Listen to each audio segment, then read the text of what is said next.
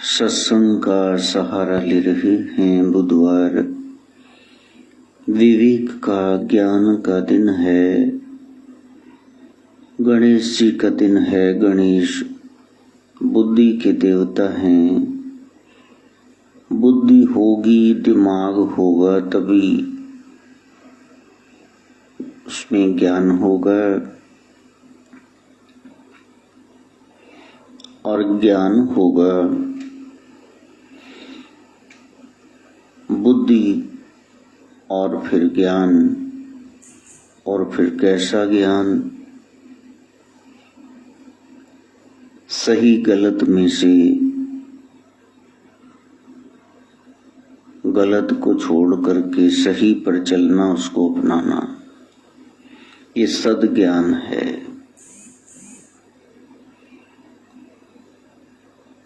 वो पॉजिटिविटी जीवन में प्लस का निशान गणेश जी का, वो बुद्धि जो विकसित है, लाल है, संजीदगी से, लाइफ भरपूरता से भरी हुई है, संजीव है, सजीव है, उसमें गुरु का ज्ञान आए। और शारदा यही है, विवेक, हंस वाहिनी माँ गायत्री सरस्वती। बताया राजहंस वो कैसे हैं, जिनकी चोंच में विशेषता है। दूध में डाल दें कटोरे में, दूध फट जाए, जो 9% हिस्सा दूध है फुट्टी बन गई, उसको खा गए, बाकी वैसे रह गया पानी। जिसको संसार की सार गर्भित बातें पता चल गई, असार निस्सार को जिसने छोड़ दिया, वही सरस्वती का उपासक है। प्रथमे गुरु को वंदना, द्वितीय आदि गणेश, तृतीय सिमरन शारदा, मेरे कार्य करो हमेशा। यानी दिमाग में बुद्धि, और कैसी बुद्धि? दुर्बुद्धि ना हो, सही गलत का फैसला ले ले। वहां सोचना पड़ेगा, विचार करना पड़ेगा, पाप क्या है, पुण्य क्या है, बड़ी गहरी स्टडी है। अभी तो ये वायरस फैला हुआ है कोरोना का, ऊपर से वो ब्लैक फंगस, वो स्यापा और शुरू हो गया। यदि फैलने ही दिया जाए, उसकी तो रोकथाम हो रही है, मानवता मर रही है। आपको लाइन ड्रॉ करनी होगी कि ये करना है और ये नहीं करना है।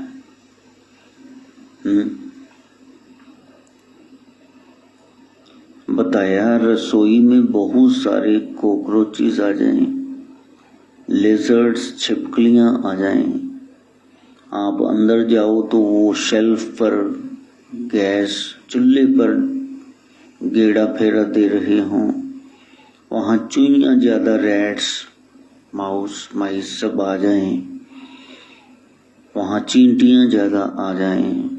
अब आपने वहां सफाई रखनी है, बताओ क्या करूं? ये तो ठीक है, जीव हत्या नहीं करनी चाहिए, लेकिन यहां आप क्या करोगे वो जरा बता दो। इस तरह से पुण्य और पाप के बीच में लाइन ड्रॉ करना बहुत मुश्किल हो जाएगा।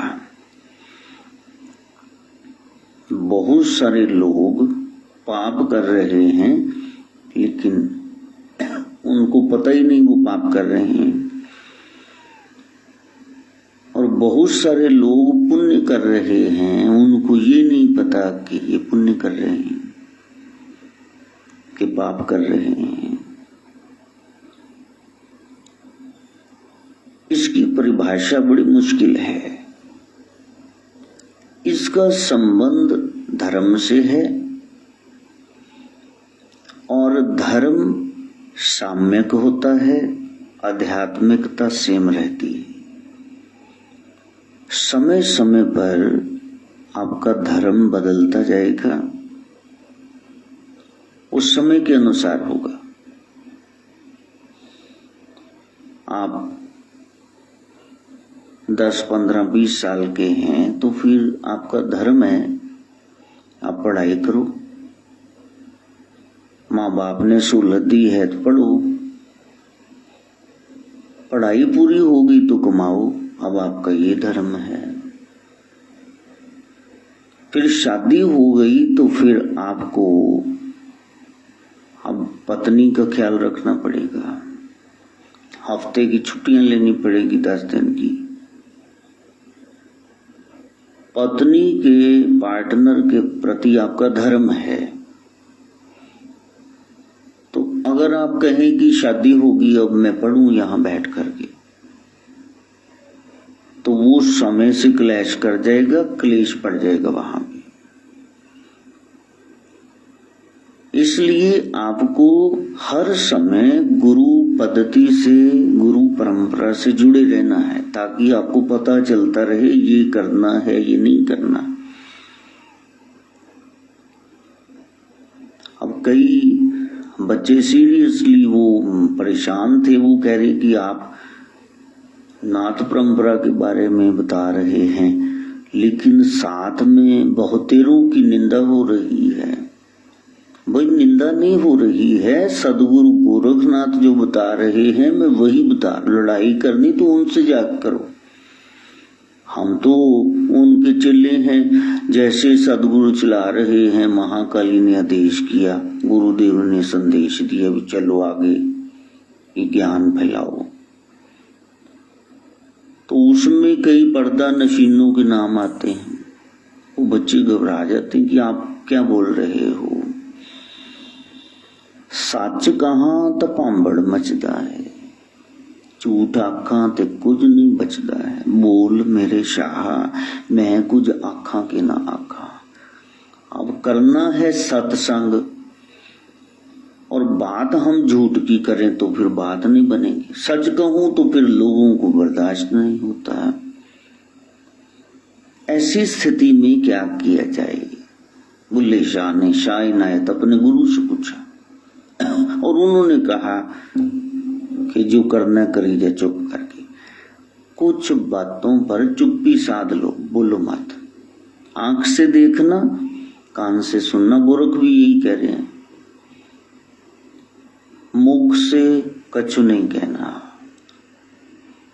गोली तो देनी है समाज को, बड़ी कड़वी है लेकिन शुगर कोटेड, वरना उल्टी कर देंगे, खाएंगे नहीं। ऊपर चीनी की परत चढ़ी हो फिर ये ले लेंगे, बाद में डका रहेगा, पता चलेगा वो तो कूड़ा कुछ खा लिया। जब साधु बोलेगा तो विश्व कल्याण के लिए बोलेगा।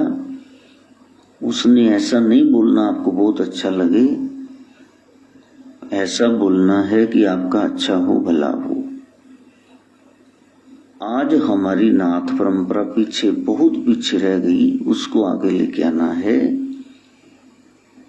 सब धर्म आगे आगे बढ़ रहे हैं और अति प्राचीन आदिकाल से चला रहा है, उसके लिए सबने सहयोग करना है। ये टीम वर्क है, हम इसमें आगे बढ़े। उसमें कोई दिल को लगा ले कि हमको चुबो के कह रहे हैं, लगा के कह रहे हैं, तो हमारी कोई वो प्रॉपर्टी का झगड़ा है जो हम लगा के किसी को कहेंगे। वाणी है और उससे सीध लेनी है। नाम नहीं है लेकिन समझने वाला समझ जाएगा कि ये बात किसको कही गई। और फिर छछुंदर नाथ ऐसे हैं, वो कहते जी उसको ऐसा कहा था, इसको ऐसा कहा, तो सुधरना तो है नहीं, लेकिन ये बखेड़े जरूर खड़े करने। फिर भी यदि ये टॉपिक शुरू किया है तो इसको एंड भी तो करना है ना। अब 14-15 हिस्से तो इसके हो गए, नाथ परंपरा। एक सुधार आ जाए। बहुत सारे संत साधु आए और उन्होंने बहुत सारे सुधार किए, लेकिन वो धर्म जब लोगों के हाथों में आ गया, कट्टरपंथियों के हाथों में आ गया, तो उन्होंने कुछ और का और बना के रख दिया। लिखना पड़ा, धर्म पंख कर उड़ रहा। सच्चा धर्म क्या है कोई बोल ही नहीं पाएगा, सब अपने अपने धर्म की बात करेंगे। ये सब रास्ते हैं, ये मंजिल नहीं है। हमने उस मंजिल को पाना है रिलीजन से, हमने स्पिरिचुअलिटी की ओर जाना है। अध्यात्म हर काल में सर्वकालिक है, सब जगह साझा है, वो नहीं बदलता, वो वैसे ही रहता है। वो अगर वैसा ना रहे तो फिर गड़बड़ हो जाएगी। कंपास पेंसिल उसमें डाल करके आप घेरा बनाते हैं, एक सुई सेट रहती नीचे, बाकी आप ऐसे घुमाते हैं। अगर वो सेंटर वाली हिल गई तो you will not be able to draw a circle, वो नोक से नोक नहीं मिलेगी, टेढ़ा मेढ़ा हो जाएगा। अध्यात्म सेम रहता है, लेकिन धर्म साम्यक है। अब कृष्ण कह रहे हैं अर्जुन ज्यादा ये अपना तीर जो है ना तर्कस से निकाल के बार बार मेरे को चढ़ा के न दिखाओ, कमान पे बैठ जाओ टेक के। और द्रौपदी तुम ये अपने बाल न खिलार के दिखाओ कि मैं तभी इनको बांधूंगी जब यहाँ दुर्योधन दुशासन उनकी जंगा और बाजुओं का खून ला के दोगे, कर्ण की जीव काटोगे, बैठ जाओ टेक के। और भीम तू गदा न घुमाता रहे, दुर्योधन को मार डालूंगा। प्रभु शांति दूत बन करके जाते हैं, लेकिन जब सिर से पानी गुजर गया, वो कह रहा बिना युद्ध में सुई की नोक जितना नहीं दूंगा स्थान, 5 गांव तो छोड़ ही दो बात को। तब भगवान ने कहा अर्जुन युद्ध कर। आप देखो, अच्छा कोई ये आप साधारण भाव में देखें, लड़ाई करना, युद्ध करना, बंदे मार देना हजारों लाखों, ये धर्म है। लेकिन भगवान स्वयं कह रहे हैं कि इस समय ये धर्म है कि ये पापियों का नाश हो। इसलिए गुरु परंपरा में आपको रहना होगा, वरना आप डिसाइड नहीं कर पाएंगे कि ये करना चाहिए कि ये नहीं करना चाहिए। पथरी हो ही इतनी मोटी गई है, कितने mm की होगी, 2-4 mm की हो तो निकल जाए यूरिन के थ्रू। और वहां तो डड़ा बना पड़ा है, क्या करोगे फिर? डॉक्टर कह रहे ऑपरेशन करो। वैष्णव तो कान भी नहीं छिदवाते, वो कहते हमने नहीं नस्त्र लगवाना, लेकिन आपको लगवाना पड़ेगा, क्योंकि वो उस समय का धर्म बन गया। शरीर को बचाना है आपने, शरीर होगा तो आत्मा की संभाल करोगे। इसलिए गुरु आपको समय समय पर धर्म सिखाएंगे, ये धर्म, ये धर्म, इस समय ये धर्म है, इस समय ये धर्म है, और उस पर चल करके आप अध्यात्म तक पहुंच जाएंगे।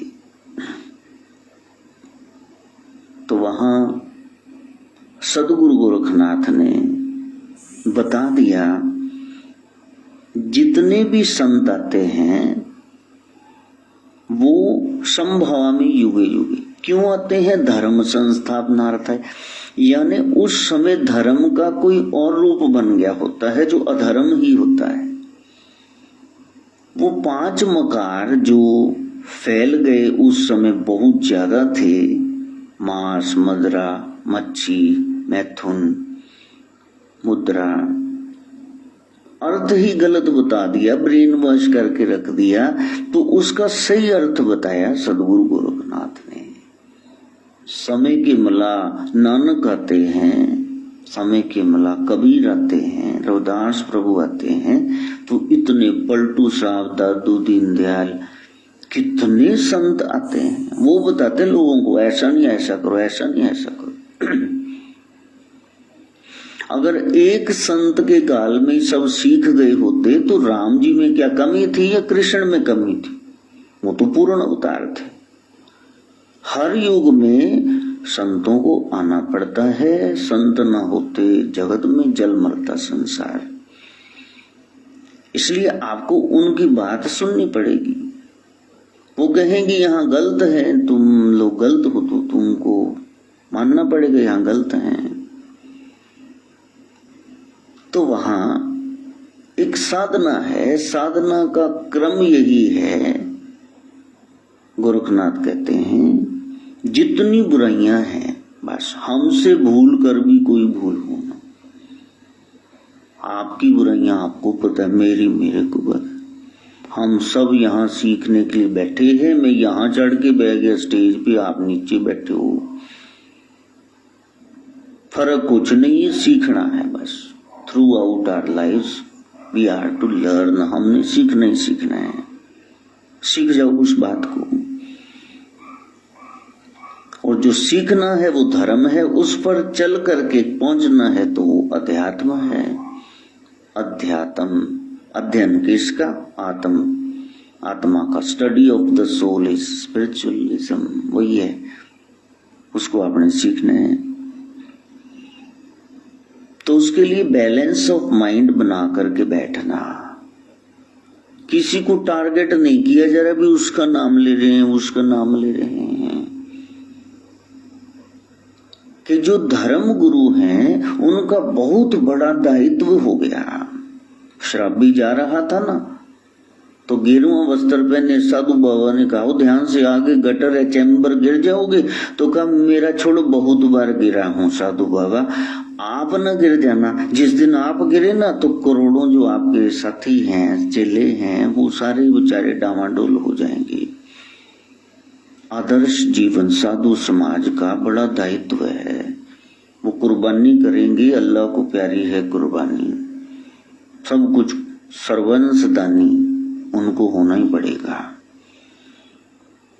समय समय पर फिर उनकी पेशी भी पड़ जाती है। लोगों को सत्य पसंद नहीं आता। यही ट्रेजेडी है कि हर काल में हमने सच्चे संतों की बात ही नहीं सुनी। बाद में उनके डेरे मजार को खोल के हम मंदिर उनके हम चढ़ावे खाने लग गए। क्या बिगड़ जाता? यदि राम जब आए थे तभी मान लेते, कृष्ण जब आए थे तभी मान लेते। शिशुपाल ने की इतना विरोध किया, 100 गालियां बड़ी सभा में दे दी, जहां वो चीफ गेस्ट थे भगवान कृष्ण। ये होता ही है, हिस्ट्री रिपीट्स इटसेल्फ। वो अपने आप को दोहराती है। फिर भी जान तो सबको प्यारी है, वो कीमती है। तो ऐसा बोलना, अब वो तो मर्यादा है, बोलना तो पड़ेगा कि भैया यहाँ गलती है। अपनों को ही समझाया जाता है, अपने बच्चों से बात की जाती है। तो यदि वो कहे कि ऐसा बोलो, दूसरे कहें ऐसा बोलो, तो मैं बहुत बार उदाहरण देता हूँ। एक बंदा था, उसकी 2 पत्नियां थी। एक कह रही बूढ़े हो गए हो, अब ये थोड़े से रह गए हैं काले बाल, इनको हटा दो, लाओ मैं चुन देती हूँ, मैं खींच देती हूँ। और दूसरी कहने लगी कि अभी तो जवान हो, ये तोड़े लाओ मैं खींच देती हूँ। अब दोनों पत्नियों की बात मानेगा, वो काले उधेड़ के रख दे और ये सफेद उतार दे तो बीच में से चांद चमकने लगेगा। किसकी बात मानेंगे? एक सत्य का सहज मार्ग है, उस पर चलना होगा और श्रद्धा से लोगों को सुनना होगा कि ये मार्ग है, हमारे नाथ जी ने बताया है, बड़ी कृपा करी है, ऐसे करना है, ऐसे करना है। कभी ऐसा हुआ है कि आप जाकर के बाप श्री को बोलो कि ये लो पकोड़े भांग के आधा किलो खा लो, ये 2 मोर के सिगार हैं पी लो, ये मैं पास हुआ हूं, ये लो आप पौआ पी लो, क्वार्टर दिया पी लो। कभी ऐसा हुआ है अफीम खा लो? नहीं कहते हो, क्योंकि वो पिता है, आदरणीय है, मान योग हैं। तो फिर जगदम्बा, जगत पिता, उनके पास ये चीजें लेके कैसे जा सकते हो? यदि ऐसा होता तो फिर सदगुरुनाथ वहां कोट कांगड़ा में जा रहे हैं और वहां ज्वाला मैया स्वयं प्रकटती है, आओ। तो महाराज कहते नहीं, मैं नहीं खा सकता, भोजन नहीं कर सकता, चौका अपवित्र है। सदगुरु ने साफ साफ कह दिया मैं नहीं आऊंगा। गोरखनाथ ने कह दिया, कहा मैं पवित्र कर लेती हूं, कहा मैं चावल और दाल मांग करके लाता हूं, भिक्षाटन करके थोड़े से, आप जरा आग जला करके इसमें पानी चढ़ा दो, आकर के डाल दूंगा, उसमें पक जाएंगे तो खा लूंगा। अन्न पानी है योग, पानी पी लूंगा, अन्न बस इसमें ही है, प्राण है, जल जीवन है, बाकी कुछ नहीं खाना। तो ऐसी स्थिति में माई ने वो जो पृथ्वी फाड़ करके पहाड़ बीच में से वो अगम की ज्योति प्रकट हुई, आज तक जल रही। पानी खोल रहा प्रतीत होता पर है नहीं। गोरख डब्बी, आज तक प्रभु वहां नहीं गए, तो पता नहीं चलता कि हमारे स्वामी हमसे क्या चाहते हैं। हमारा सात्विक जीवन हो, नॉन वेज नहीं, मांस मदिरा नशे नहीं, 2 नंबर की कमाई नहीं, जुआ दड़ा सट्टा लाटरी नहीं, व्यभिचार नहीं, ये सारे मकार जो हैं इनको साध लो तो सच्चा धर्म वो बता रहे हैं। इस पर चलने से आपको प्राप्ति होगी।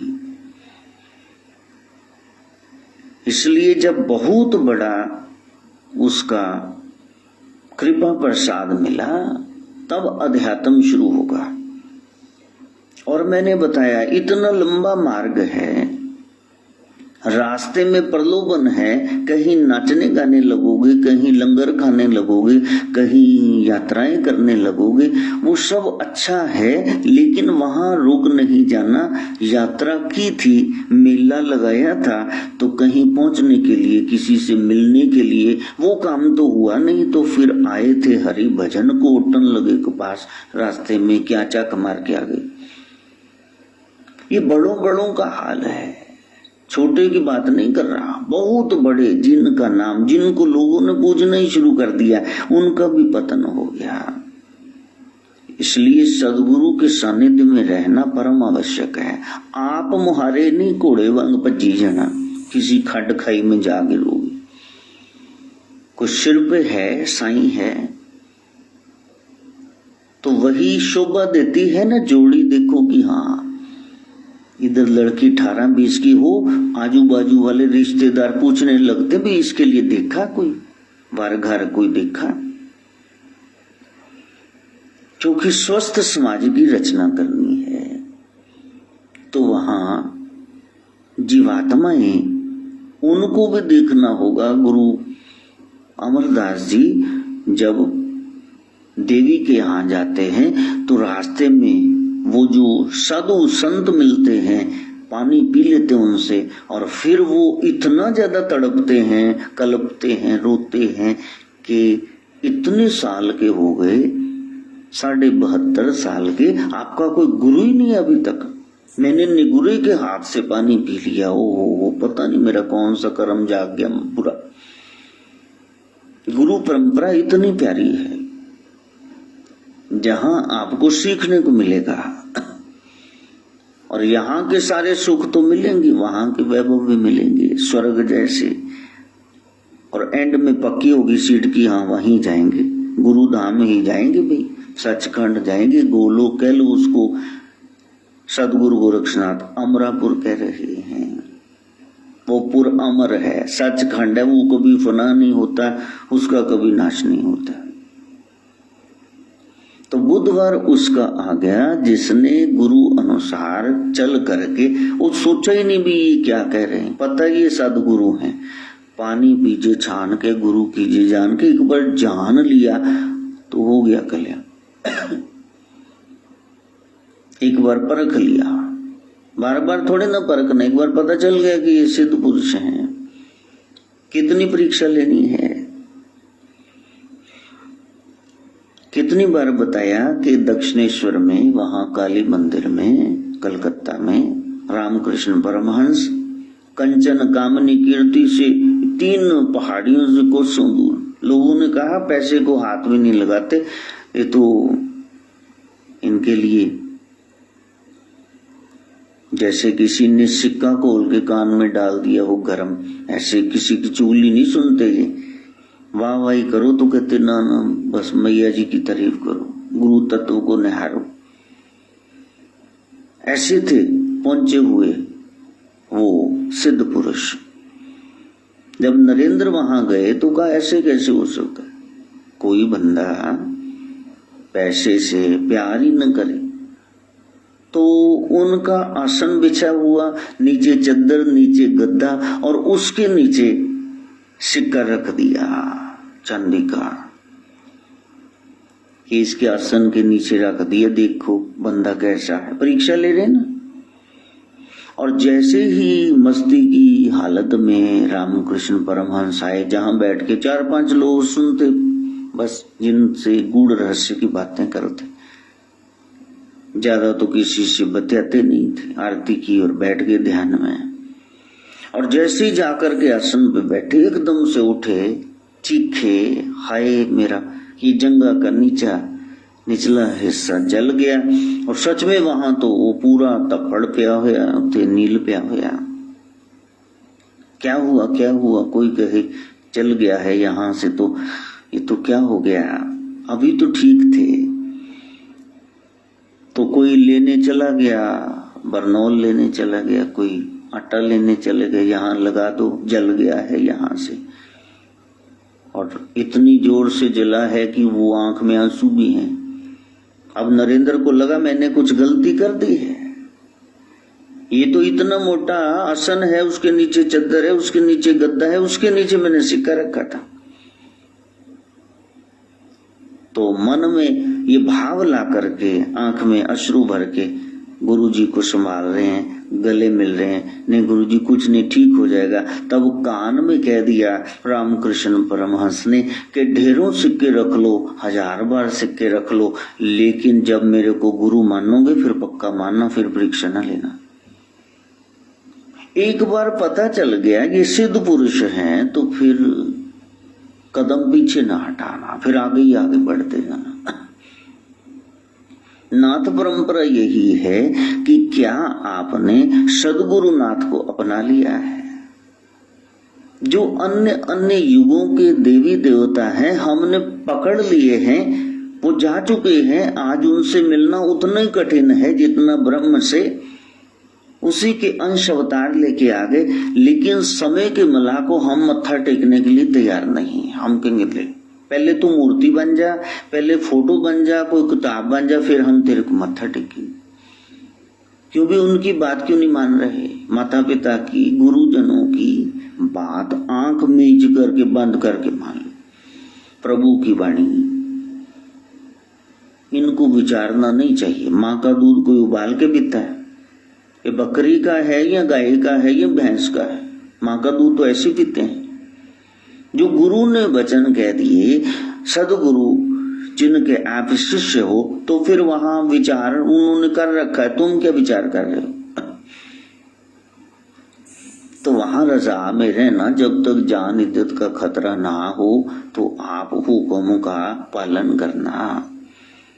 बैठ जाना, कुछ पाने गए हो ना, गुरु पखंडी भी हो कोई बात नहीं, बीच में से सत्य का तत्व प्रकट हो जाएगा तुम्हारे लिए। तुम्हें किसी गुरु ने पार नहीं लगाना है, तुम्हें तुम्हारी श्रद्धा ने पार लगाना है। श्रद्धावान लभते ज्ञानम, प्रभु खुद संभाल करेंगे। ये मेरे लिए बिक गया है भाई, वो देखेंगे ये बच्चा मेरा है, वो खुद ही संभाल करेंगे। और वो संभाल करने हर युग में कोई आए ना आए, सदगुरु गोरखनाथ जरूर आते हैं। वो योग देंगे आपको, विद्या शिक्षा जुड़ने की ये विधि बताएंगे। इसलिए घबराना मत, साधना करोगे। सारे गांव ने बायकॉट कर दिया, माता पिता ने आत्महत्या कर ली, विठल पंत जी ने, और ये बच्चे निवृत्तिनाथ, ये ज्ञानेश्वर प्रभु, ये सोपान, ये साथ में इनकी बहन, 3 भाई 1 बहन, कोई गले से नहीं लगाता। तब ऐसी स्थिति में स्वप्न में आकर के दीक्षा देते हैं निवृत्तिनाथ को ज्ञानीनाथ जी। कोई आए ना आए, वो विश्वनाथ जरूर आपके पास आएंगे मार्गदर्शन करने के लिए। वही विश्वनाथ भोलेनाथ है, वही गोरक्षनाथ है। शिव गोरक्ष है उनका नाम, शंभुयति है उनका नाम, घट घट में है उनका धाम। प्रेम से जब पुकारोगे तो वो तो आ ही जाएंगे, क्योंकि ये सब लीला रचने वाले रचनहार तो वही है। उन्होंने भाजड़ पैंदी भी मैनू कोई हाक मारदा बुलाਉਂदा, उनको आना पड़ेगा। कन्हैया कन्हैया तुझे आना पड़े। कन्हैया जब आते हैं उनको दीक्षा कौन देते हैं? ये जो गीता में वो बता रहे हैं कि ये ज्ञान योग है, भक्ति मार्ग है, भक्ति योग है, ये कर्म मार्ग है, ये 6 अध्यायों में जो बता रहे हैं 18 अध्याय, ये कौन किससे सीखे उन्होंने? ये दीक्षा कहाँ से ली? सदगुरु गोरक्षनाथ से। और फिर प्रभु सब कुछ इकट्ठा करके एक मार्ग बता देते हैं, राजमार्ग। वो राजयोग है कि तुमको समझ नहीं आ रहा ना, ज्ञान मार्ग, कर्म मार्ग, भक्ति मार्ग। अब मैं तुमको बताता हूं सार। तो ये कहां से, इसलिए जब आप पढ़ते हो ना गीता, तो वहां नारायण ने कहा हे लक्ष्मी, शिव ने कहा हे पार्वती। असली ज्ञान ये ब्रह्म कुमार, देखो ब्रह्म कुमारी बहने वो क्या कहती कि ये सारा ज्ञान कहां से है? कृष्ण ने नहीं दिया। कृष्ण के बीच में वो जो शिव तत्व जागृत है, विश्व रूप, वो कौन है? वो तो आदिनाथ ही हैं, वो बोल रहे हैं बीच में से। असल में ये ज्ञान उन्हीं का है। सारे ग्रंथ भगवान शिव से आए हैं, शिव से बड़ा कोई है नहीं। तो वो साधना को परिपक्व करना, जहां वो जो भगवान का स्वरूप देखोगे, बांसुरी वाला, वो नदिया किनारे गेंद खेलने वाला, वो माखन चोरी वाला, तो ये जो इतनी ज्यादा चंचलता है, इसको मोड़कर इतने धीर गंभीर भगवान को कर दिया, तो वो कौन सी सत्ता है? वो है सदगुरु गोरखनाथ। वहां से ये दीक्षित होते हैं। अपनी ये सारी चंचलताओं को, वो प्रभु की लीला है। बच्चे तो ऐसे ही करते हैं, लेकिन कोई पहचान नहीं पाएगा। दुर्योधन भी कंफ्यूज्ड है भी, ये आज इनका स्वरूप ही बदल गया। तो वो कहां से बदल गया? जब सुरत शब्द का अभ्यास किया। वही बता रहे हैं योग की क्रिया। नासिका के अग्र भाग पे ध्यान धरो अर्जुन, प्रणव की साधना करो, सोहम, श्वास का अंदर जाना बाहर आना। ध्यान से पढ़ो, फिर पता चल जाएगा ये गुरु की बोल रहे हैं। अलग अलग रूप लेकर आते हैं, विश्व रूप में दिखा देते कि ये देखो शिव भी, मैं ही शिव हूं। सर्वधर्माणि परित्यज्य माम एकम शरणम व्रज, ऐसा कौन कह सकता? सब छोड़ दो धर्म, मेरी शरण में आ जाओ। मैं तुमको सच्चा धर्म बतलाता हूँ और तुमको दोष भी नहीं लगेगा, और मैं तेरे को सारे पापों से मुक्त करूंगा। निष्पाप करने वाले कौन है जी? वो तो नाथ जी ही हैं, भूतनाथ, भोलेनाथ, आदिनाथ। वो शिवत्व, वो शिव तत्व, वो आत्मा स्वरूप, वो भीतर जागृत हो गया। वहां तक पहुंचना है। वैशाख शुक्ल की सप्तमी तिथि है और भीतर के 7 उन चक्रों को झंकृत करना है सोहम शब्द की कमाई से। बेशक हो जाओ फॉर द टाइम बीइंग।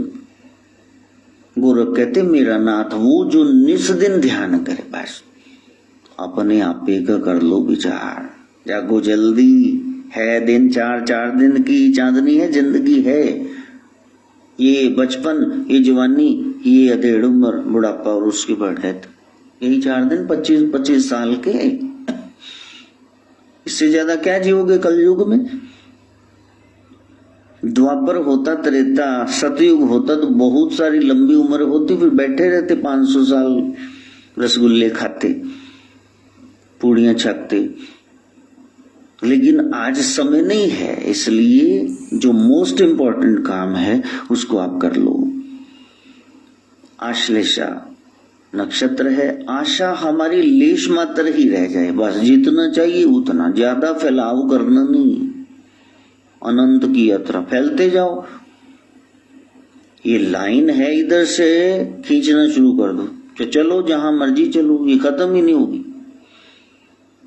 लेकिन वहां से यहां तक आना फिर एक दिन खत्म हो जाएगी। सेंटर में आने के लिए हमने परिधि से केंद्र की ओर जाना है।